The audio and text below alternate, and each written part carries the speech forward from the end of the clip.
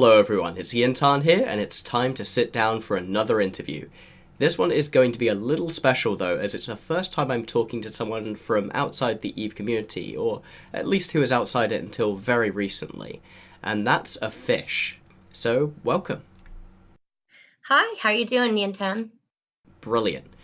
Now, before we get into things properly, we have one very important question. How has your day been so far? Well, my day has been very, very great. I am a little bit sick, so I do apologize a little bit for the nasally. And, of course, the Eve Echoes beta has ended, so a little bit bummed about that. But kind of just twiddling my thumbs and waiting until it's released. And then, until then, I'm just figuring out how to make some content. Alright, so the reason I wanted to interview you was because you were really the first person to start talking about Eve Echoes to me. And rather than being an Eve veteran who is following the IP, you were actually someone who came in from a scene that I almost didn't know existed, the mobile MMO scene. So just first of all, can you tell us a little bit about what makes mobile MMOs different, and why did they end up being the focus of your gaming? Well, of course. I got invested into the mobile MMO scene through my boyfriend, actually. He used to be an EVE Online player, and I never really was interested in EVE Online at the time. It looked really complicated. He would spend a lot of time. And eventually, because when we first started dating, he kind of slowly started playing less and less. And then he won EVE, as you guys would say when people quit, and he started playing a mobile game called No Vampire. And I was like, I can't believe he's still playing these games. What is he doing? So I secretly downloaded the game and I learned it on my own because I wanted to figure out a strategy on a way to kill him. And I think one of the biggest things that ended up happening that I never expected is I fell in love with the game. There's so many rich politics and just unique storylines in the game that were unbelievable. I didn't even know really existed. And I think part of the reason that attracted me to the mobile version is it just seemed a little bit friendlier. It didn't seem like I was going to have to invest this whole I don't know the word I would be looking for, but I didn't seem like I it seemed like I could learn and catch up and that I would be able to establish my presence or my character in the mobile version of a game in a game like this rather than start in a world like Eve Online where it feels like everything's very established. What factor do you think convenience plays in it? You know, the fact that you can have a shorter session, you can just do it and then quickly, log off. Is that something that makes it easier for you to play as well? It's a huge factor, actually. I always did this one thing with one of our servers where I did laps and legions because I like to work out. And one of my biggest jokes is that it's legions are kind of like encounters, and I would be on the treadmill until the whole team's encounters were done. So it would help me get in shape. But I found the mobility of the game is something that really helps me be able to play it. Before, I used to game a long, long, long time ago when I was really young, more like Xbox console gaming, and then kind of just gave that up. I thought gaming was a waste of time. I wanted to focus on my career. But being able to play on a mobile version felt like I could be traveling and still be able to game and get things in. And of course, the more serious, dedicated mobile gamers do play on emulators, so you can play on your computer when you're have a little bit more time, but I do feel like that being able to move and travel makes it such a different experience. And I also do think that there's something friendlier, and maybe this is just me imagining it, but I think there is something friendlier for mobile games for women in the mobile gaming industry. Something about the UI seems very attractive. And I noticed that a lot more females play mobile games and PC and console games. Yeah, something I've found just looking around to see the general market is that the UIs in all mobile MMOs, just by the constraint of having to fit on very small screens, are just simpler. They're a lot easier to understand. You're not faced with like a drop down menu with 200 items on it like you are in EVE Online sometimes.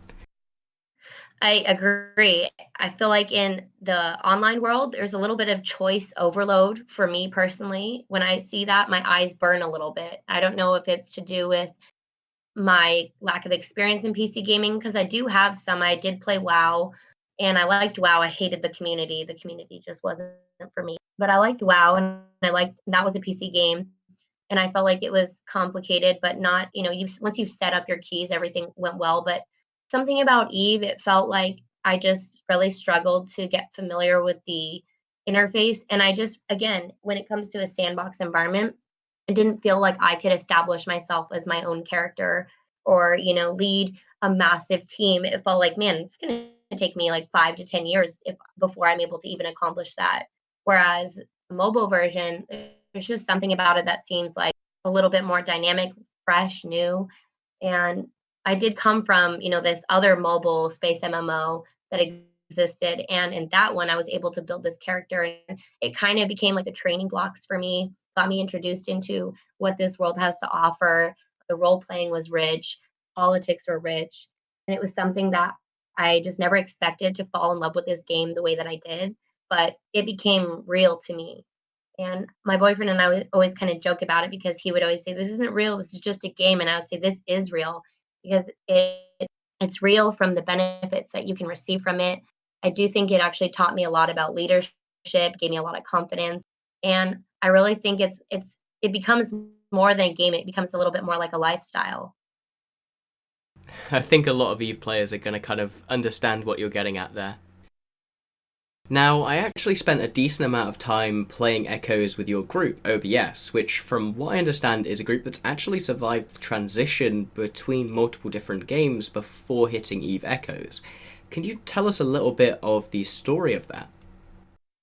So I met OBS in the game called Nova Empire, and we're a team that has survived kind of a few different games. Our team's been able to migrate from game to game. They play Hades Star, they played Second Galaxy, and we all played Nova Empire together. One thing that I'd say that our team kind of found when we came together, I was on a separate team, and when our in Nova Empire they have different servers, and then they smash all the servers together to create more war, more chaos. And I remember our team TDZ, the Danger Zone, was associated with the Northern Federation, and OBS was associated with the Southern Coalition. OBS and TDZ had this somewhat forbidden romance where all of our members really liked each other, and we're both kind of smaller teams, but we both really held our own and had really quality PvPers. So we didn't need the numbers to back us up. And I motioned our team to leave the Northern Federation. It created a huge political issue, and it created a pretty big, like a lot of tension. And we ended up leaving, and OBS and TDZ did end up forming together. Long story short, OBS and TDZ kind of merged together, and now we've basically been able to survive when these kinds of games become kind of pay to win or have horrible updates. And we did all of our team was super excited for when Echoes came out because it was something that we were waiting for about a year, 2 years. And a lot of the other games we are kind of playing are just somewhat games that we're just playing to fill the time in between. But it's a pretty serious and dedicated team that has had the strength or capacity to withstand joining a game, getting involved, learning the game, playing it, and then having to migrate that entire team over to a new game and start that process over. So, how many real people do you think are a part of OBS, either at their peak or right now? I would say at a strong point, we're probably around 100. So we'd have a pretty good team, a solid team of about 100 players, and they're placed all over the world. You've talked a little bit about politics and roleplay, and that makes me just really want to ask what kind of emergent gameplay and storylines have you run into whilst playing other mobile MMOs? So I definitely think the politics are one of the richest parts for me. I really, diplomacy is one of those tricky points of the game because it's the diplomacy that the players kind of invent themselves. I noticed in Nova Empire when I first joined, this was a long time ago, but a lot of players segregated themselves into different cultures. So French went with the French, Russians with the Russians, English with English. Everyone kind of divides amongst their own languages. So that was the first thing I noticed. And when I built my team, I was the first one to introduce an international concept. Might be because I'm Canadian, I don't know. But it was just interesting. The politics really felt real. Like you had these very different opposing kind of opinions. We would always make jokes because oftentimes we would notice that the French teams would really prefer to have or play defense. They would really not, from the experience I had, they wouldn't like to get into war. Then we'd have, the Russians who seemed very agitated and aggressive, but actually I found them to be a pretty funny, enjoyable bunch. You just had to get in with their crew, get in with their people. And once you did that, then they became a whole different kind of crowd. We did have all these political meetings. We'd have political meetings where we met up in Discord, and it became kind of a joke, a standing joke. Instead of playing Nova Empire, we'd be playing Discord Empire because that's where a lot of the politicians would go. I did have a player in one of my teams who betrayed me. He was a big campaigner, but he would spread a lot of like lies or negative things and get people to leave the team. And he threw in a coup, which it a lot of the people, half of the team did leave, and then the other half stayed. And we actually created a strategy to destroy the team that all of the people who left when they went into, we destroyed them. We annihilated them from within because I had set an officer in their team, I think months before. So it was one of those things where the gameplay and the storylines, the beauty of these types of games, you kind of create some of your own storylines with the politics. I will say there's some times where I feel like there's too much politics, but you'll always have a little bit of that balance because then there's going to be the PvPers, the people who want war, who oftentimes I notice PvPers will be like, this isn't real, it's a game. Let's just like kill each other. And then you have a lot of the politicians and diplomats saying, no, no, no, we should all get along so everyone can play the game. You really do see these distinct different play styles, and it allows you to kind of play these different roles for yourself. So I think that's it's one of the most amazing parts of the game is you get to establish yourself in this role. Can you think of a time where you really creatively used mechanics? You talked about surviving as a small alliance against, a horde of encroaching enemies, and that's definitely a storyline a lot of you online players are very familiar with. But can you describe some of the tricks that you used to be able to achieve that? Oh yeah, I have one really memorable time when we had this war. This was in my first team in server 167 in Nova Empire. And we had a team called CV4, and we were battling off another team called TRX. All the other teams had formed up and they were larger, and these were the two smallest teams. And we kind of battled a little bit back and forth because TRX had betrayed me. And every team on the server had been, double to triple our size. So we had to be creative and think, well, just because these other teams are big in size and numbers, there's got to be a way for us to still have a leg up in strategy and defense. So we used specific trap styles. In that game, they had gravity traps and then a few different like gauze and tomahawk and phalanx. The other three traps weren't really that effective just because that game they didn't that game had a lot more potential, but they didn't really invest a lot into the traps. However, at the time, the gravity traps had really unique properties to them that could suck people into them and split their fleets.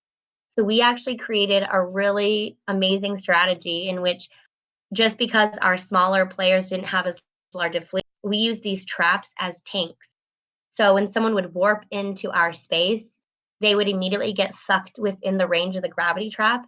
And then, uh, a few people would go into this one gravity trap, a few would go into this other that was adjacent. And our team was taught to jump on them and then basically attack all. So we wouldn't, we would let the trap tank. And that way our fleets wouldn't take any damage. So we were actually able to take on in 167 teams that were twice our size, three times, and four times our size, and we won every single war that we faced.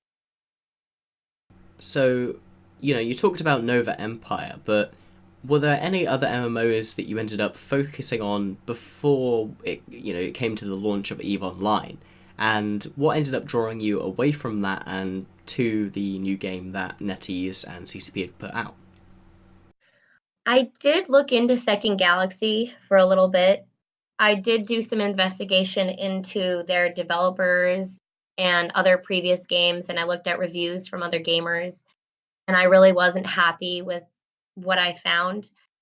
I was really brokenhearted over Nova Empire. When I first started playing, it had a lot less of this pay to win kind of mechanics in it, and it was just clear that once they started making updates, that there was some big cash grab updates that they started launching, and the developers didn't really seem to invest into their community. And it was just kind of like going back to an abusive ex who you don't know why you're going back, but you just keep going back. And we noticed a lot of different players would start spending more and more money because if you really didn't spend, you almost had no chance in certain battles. So once the kind of love and passion for Nova died, I started exploring into Second Galaxy a little bit. Again, wasn't super happy with what I found on the developers. I did find some evidence to suggest that they pay for fake reviews, which I'm sure a lot of companies do. I just still think that's a problem, and I think people need to talk about it. It doesn't matter if everyone's doing it, it's a problem, and it's false advertising. And it really does diminish the sanctity of the game. It really diminishes like the purity of the real gaming experience. So I played Second Galaxy a little bit, but I just really couldn't get involved. And I had also at the time, I think they released the alpha of Eve Echoes. So of course I jumped on board with that. I'm not gonna lie, when I first started the alpha of Echoes, I was pretty lost. It felt really confusing. It was kind of stressful for me because I had been telling everybody how amazing Echoes is going to be, and I think Echoes could really be mobile game of the future, like this historical mobile game that could really set the standard for MMOs being a real game in a mobile version, not just some kind of turn and burn game that most other games end up falling trap to. So I played the alpha and it was pretty awesome, but I got kind of lost in it. And then they stopped the alpha. And really, in the meanwhile, I didn't play too many other mobile MMOs just because I really wanted to focus a little bit more into learning about Eve, learning about its developers, because this is a game where I'm spending a lot of time and a lot of my own investment into. And bringing on that community that I've been playing with in Nova Empire, they call me Lady Nova, which is it was cute, but I don't want to tell all my community, hey, come to this game and have the same thing happen.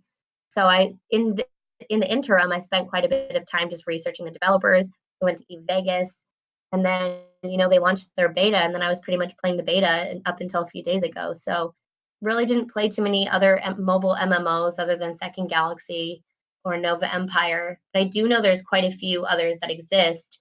And when I started speaking to a lot of other gamers, they mentioned a very similar experience to me where they would be playing this game and then around the 6 months to 8 months mark, all of a sudden there was either some kind of update or as soon as you hit this kind of skill wall, it just all of a sudden the people who are paying like would jump leaps forward compared to other players, if that makes any sense. Yeah, totally. What major differences did you notice between Eve Echoes and some of the other mobile MMOs that you've played in the past? Because you seemed like you were very dead set on getting involved in it. What really made it seem different to you? The number one difference I've seen with Echoes from any other mobile MMO or game in general that I've played is how involved the development team is. The involvement of the development and how passionate they seem or how connected they seem that they're really trying to establish this connection with the community. I don't think I've ever really witnessed that with any other mobile game unless it's a startup indie kind of developer who's really spending time getting to know their audience. Most other mobile MMO games you play, you're going to go on their Facebook groups, you're going to go into their Discord, you're going to go on Reddit, and you're going to see people complain about customer service. When it comes to Eve Echoes, I noticed NetEase really spends time talking to the community. They hold their AMA, which is their Ask Me Anything, where they allow everybody to ask questions and they give them answers. And I've never even seen developers play the game and battle the gamers in the game itself, which was pretty awesome. They did in alpha and then they weren't going to do it in beta, but they changed their minds, which is awesome. So, really, the involvement and the dedication to the community is one of the number one things that I'd say sets Eve Echoes apart from every other mobile game I've seen. So something that I've noticed, from looking at videos of other mobile MMOs, although I admit I haven't played as many of them as I possibly should, the majority of them seem to be 2D, whereas Eve Echoes is 3D. Was there any kind of learning curve in adapting to that?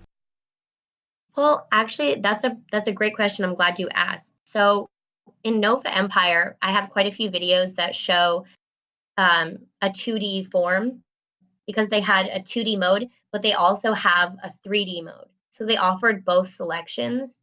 And I wanted to make sure I pointed this out because I know with Echoes, they have the 3D mode. And I do think that when our teams would be preparing for battles, we trained our team to get used to using 2D, kind of like the potato mode, so to speak. We would train our teams to get used to that because there would be less lag. So it was almost like training your team to get used to using the 2D mode in battles was really helpful. And there was a little bit less adaptation to it just because, playing in the 3D mode, it looks graphically nicer, but playing in 2D mode allowed you to be faster and less lag. So I would say that I'm even hoping maybe Echoes can come up with some kind of potato mode for when there's big battles. I don't mind. I mean, obviously, I love the graphics. You're talking to a designer here. But when it comes to lag or gameplay, I also want to make sure that I'm able to actually join the battle. So I never really mind 2D modes. I think they're hard for some people to get used to, but when they can get over that hurdle, I think it actually allows for better gameplay, better battle in those kinds of moments. On the flip side, I suppose, is there anything about Eve Echoes that you felt was missing or just generally worse than the other mobile MMOs that you've played? So I don't know if I could say that there was anything that I felt was worse on Echoes. Just part of the reason to that would be because it's not really finished to the point where I can fully determine the full scope of the gameplay. I do think maybe not knowing is one of those things that I'm most nervous about, not knowing what the monetization structure is going to be, not knowing if they're going to add certain features that many people are really requesting as far as like how big our corporation is going to be.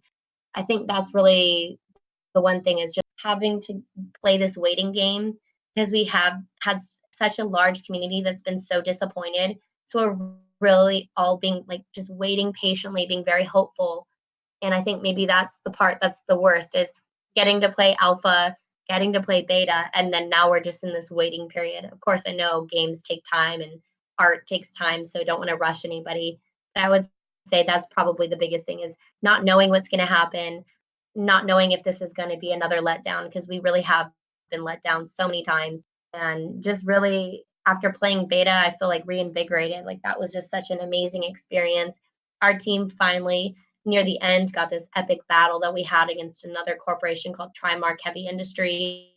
And for myself, like I said, in alpha, I felt like really lost. But in beta, I felt like my gameplay improved exponentially. The tutorial I felt like was really nice. It was clean, simple, short, to the point. It showed me where the tools were, but then from there, I kind of had to figure out things on my own. So it wasn't giving me all the answers, but it was allowing me to figure out the answers on my own. And even my boyfriend has always kind of been skeptical, saying, Eve is so hard, Eve is so hard, it's difficult, it takes a long time to get to know. When he saw me playing mobile, his eyes lit up like a Christmas tree, and he just said, wow, like you're really playing this game, like you're really understanding it. And I said, yeah, I think the learning curve from alpha to beta was, exponential. It was huge. And I'm really hoping to see when people play that are newer gamers just like me, or even female gamers who might be a little bit more intimidated by EVE Online and the many choices that it offers. I'm hoping to see this more simplistic UI as a way to get more people involved, more women involved, and just anyone who doesn't know that this world exists, get them involved in this game. So, one of the trends in the mobile MMO market that I've noticed is that the churn of what MMOs are popular is a lot faster, at least compared to the PC game market. Can you shed some insight into why that might be the case? Well, players who are in this mobile MMO might stick around for a little while. And I don't think it's just because they're fickle, but I think a huge reason as to why they become more of a churn and burn is simply due to the way that the developers push out updates or monetize the game. So in Nova Empire specifically, in about that 6 to 8 month mark, they did this massive update where we went from a warehouse to a workshop. And what that meant was the items that were the most popular suddenly became unavailable. You could only pay for them. So, and then they gave us a randomized workshop where instead of officers being able to stock items for their corporation to take out and buy, we would get randomized items that would generate every some hour. And it would be, we weren't able to select even the items that we wanted. And then again, most of the items that were the most useful for PvP, you had to buy. So I think one of the biggest reasons you'll see huge groups that will go from this game to that game and then, again and again, and their cycles are so short is simply due to the fact that real gamers don't want to be paying to win. They want to they're enjoying the game because of the strategy. So it's hard for them to stay in that long cycle. They kind of almost, their story ends before they can even really start it. And that's why I think we're looking for a mobile MMO that's going to be a long-term one where we can all invest in our time and the developers aren't going to minimize the strategy by monetizing the hell out of it with, random number generation, loot boxes, and all these microtransactions and exclusive chip blueprints that only people who pay for the pack, that we just don't really want that. We really want to be able to get that full true gaming experience. And I think that's where you're going to start seeing a lot of these gaming refugees migrate from all these horrible MMOs that have been heavily monetized, have had really shitty updates, have had barely any developer customer support. You're going to see those migrate over to Echo. And I think that's where that's going to be their end stop. So I'm hoping to not have this cycle and then go from Echoes to another game. I'm hoping that Echoes can be the end game for mobile gaming. And eventually, I think then from there, you're going to see maybe some crossover where people who like Eve Echoes but want to go and dive in a little bit more might go try Eve Online. In fact, I already know quite a few people who are finished with the Eve Echoes beta have already started to go into Eve Online and play that and learn about Eve Online's history just so that they can get better prepared for Eve Echoes. So, other than monetization, are there any negative trends in the mobile MMO market that we should be aware of? I would say a few trends that are negative in the mobile MMO market would be the fake reviews that we'd see in the app stores that development companies can pay for. I also think, and I'm not 100% sure on it, but I think the mobile gaming community might be a little bit more brutal than the PC gaming community, if you can believe it. And I think part of the reason for that is maybe just because there's a lack of developer investigation. So I know when I played Nova Empire, I probably received death threats for over a month. And then I think, and nothing really happened. Like if you send any support issues to the developers, nothing would really happen. And this isn't just in Nova Empire, but this is in a lot of different mobile games. Uh, uh, not even just limited to the space genre. I mean, this is a lot of different mobile games, but you kind of, because I think there's a lot more children who have access to mobile games. I think there's just this like really dangerous line between um, people not really being regulated or just comments or things. I know that a lot of people had sent me personal messages threatening me to come to like my things, and I was called like a bitch or that people are going to come rape me and things like that. But I would definitely say one of the negative trends in the mobile version or the mobile gaming industry would just be the probably lack of regulation, if that makes any sense. Cheating and stuff like that.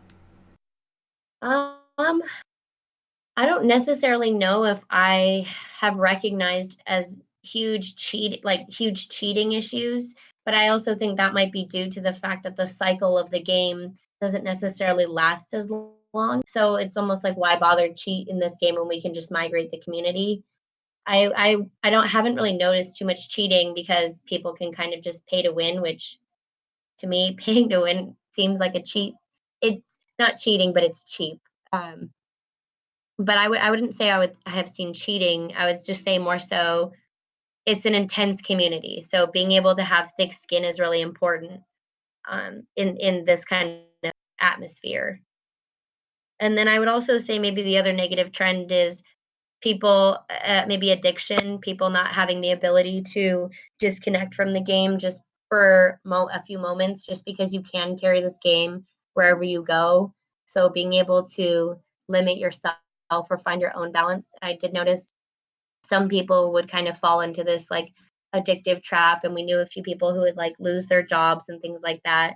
And I don't know how often that happens with Eve Online, but you can imagine when you have your corporation and everything in your pocket moving around everywhere you go, it does kind of start, it can take a toll if you don't have a little bit of balance. So, if the developers of Eve Echoes were listening to this interview, is there anything in particular that you'd say to them? I would say thank you for all the efforts you're putting into making this incredible mobile MMO. I really believe in the work that you're doing. And I do think that if you don't walk the footsteps of every other mobile gaming company that are making these churn and burn games that get quick profit, you're going to see a huge community build over time for long term profit. And you're going to build one of the next best gaming communities alongside Eve Online. And I think that that could really make gaming history. You could really change gaming history with what you're doing. Really believe that these games have some mental health benefits, and these games can really build confidence in people. So I'm excited to see your final product, and I really appreciate you considering the community, because really the community is what makes these games incredible. Right, so just before we wrap things up, do you have any final thoughts or comments you'd like to make? I'm curious to see what you thought about OBS when you joined and when you played Echoes. What were your thoughts? I saw you had a YouTube video on your first thoughts of Echoes, but I was curious to see what you thought about OBS and how you correlated the teamwork of OBS to any team that you've played on EVE Online with. Fortunately, I don't think Eve Echoes at the state where I played it was a great way to really gauge the team because unfortunately you guys are primarily US time zone, so alongside the fact that there wasn't that much to do kind of teamwork wise on a day-to-day level, most of the kind of arranged operations were way too late for me to take part in them, unfortunately. But I obviously did get to join in on the move op, where we were just warping gate to gate and we were all moving into nullsec. And, I was surprised by the amount of people that turned up to it. It was obviously an off time zone for you guys. We still got like 13, 14 people there. We were hunting people whilst we were moving. People were scouting properly. It did feel like a very, Eve Corporation like environment. Probably a smaller corporation, but it had organization to it, and we were on Discord, we were on comms, talking about things, practicing comms discipline. It was very much like what I would expect a corporation to be. Would you say that once Echoes comes out, do you think you'll try to play it, or do you think that this is going to be something you're excited to see mobile gamers get invested into, and you're excited to see those mobile gamers transition into from Eve Echoes to Eve Online? Well, I know I'm going to be playing Eve Echoes for like at least the first year it comes out, because one of the things I've always um, found kind of sad about Eve is the fact that I've never been, the old money, as it were, in Eve Online. I've never been able to be truly rich because I've never been around and had the experience to take advantage of developer mistakes in the way that you really need to become untouchably wealthy. And that's something I'd really like to try and do in Eve Echoes, to be perfectly honest with you. To start over a story, to have a new story and almost build a little bit of a new character for yourself. Yeah, exactly. It's like a fresh slate to work with, I guess. Yeah, I'd love to exploit that market right in the beginning. I already have a plan. I think we all have plans at this point. Anyway, so if my audience wants to hear more from you or watch some of your content, how can they find you on other platforms? Well, I do have a website, whoisafish.com. I'm always on Discord. The name is Who is a Fish. Pretty much everything. Who is a fish? They're always free to message me on Discord or leave a message. I have become a recent contributor with Talking in Stations, and I spearhead the Echoes development side on that. And Matterall's kind of given me a lot of leeway and freedom to manage that channel in my way, just because I do think there are some stark differences between mobile gamers versus PC gamers, and it is kind of a challenge to bridge the gap. So I do think PC gamers are a lot more patient, like a lot more details, and mobile gamers are much more quick. They want things a little bit quicker, and there's a very different personality style to it. So if anyone ever wants to reach out to me on TIS or whatnot, that's another avenue for them to reach out. Well, thank you so much for coming on. I hope to talk to you again sometime. Thanks, Jin'taan, and thanks for having me. And really looking forward to seeing what next steps Eve Echoes has to bring for us.